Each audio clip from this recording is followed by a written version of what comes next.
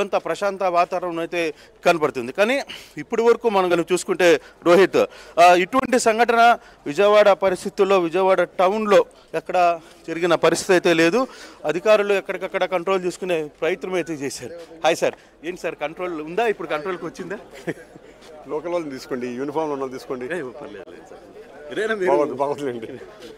ఎలా ఉంది సార్? పర్లేదా ఓవరాల్గా? పరిస్థితి కంట్రోల్ ఉందండి, no issue. Okay, we are very serious. Vamshi ఉన్నారా ఇంట్లో? ఈ సమయంలో జరిగిన సమయంలో వంశీ ఉన్నారా? ఓకే, లోపల ఉన్నారో లేదో మాకు తెలియదు, కానీ ఇక్కడ అటాక్ వచ్చారు. ఇమీడియట్గా పోలీస్ రెస్పాన్స్ జరిగింది. లా అండ్ ఆర్డర్ ఇష్యూస్లో ఎటువంటి కాంప్రమైజ్ ఉండదు. ఓకే, లా అండ్ ఆర్డర్ ఇష్యూస్లో ఎటువంటి కాంప్రమైజ్ ఉండదండి. So this is the commitment of the police. So ఇమీడియట్గా పోలీస్ ఎంటర్ అయ్యారు. ఎవరైతే ఉన్నారో చదువు చేశారు, కొందరిని తీసుకోవడం కూడా జరిగింది. ఓకే, పరిస్థితి కంప్లీట్లీ అదుపులో కూడా తీసుకున్నారు సార్. ఇదంతా బయట నుంచి వచ్చిన వారు వ్యక్తుల పనేనా, లేకపోతే లోకల్ ఏమైనా ఇన్వాల్వ్మెంట్? అది చూస్తామండి, అది నెక్స్ట్ ఫర్దర్ ఇన్వెస్టిగేషన్లో తెలుస్తుంది. బయట నుంచి వచ్చారా, లోకల్ వచ్చారా, లేకుంటే పక్క వాళ్ళు అనేది ఇంకా తెలుస్తుంది. So some mob was there. ఇమీడియట్గా పోలీస్ రెస్పాండ్ అయ్యి దాన్ని డిస్పర్స్ చేయడం జరిగింది.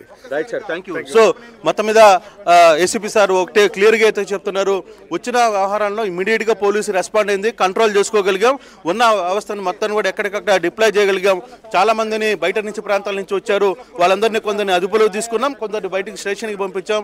తర్వాత కంట్రోల్ ఇప్పుడైతే మేము జస్ట్ ఈ కంట్రోల్ చేయడానికి మాత్రమే వచ్చిన పరిస్థితి అయితే ఉంది అని చెప్పి చాలా క్లియర్గా చెప్తున్నాడు. అంటే ఇటువంటి సిచ్యువేషన్స్ ఉన్నప్పుడు ఉన్నతాధికారులు తర్వాత పోలీస్ శాఖ లా అండ్ ఆర్డర్ విషయంలో మాత్రం కాంప్రమైజ్ అయ్యే ప్రసక్తే లేదని చెప్పి చాలా క్లియర్గా ఇక్కడ అధికారులు చెప్తున్న పరిస్థితి.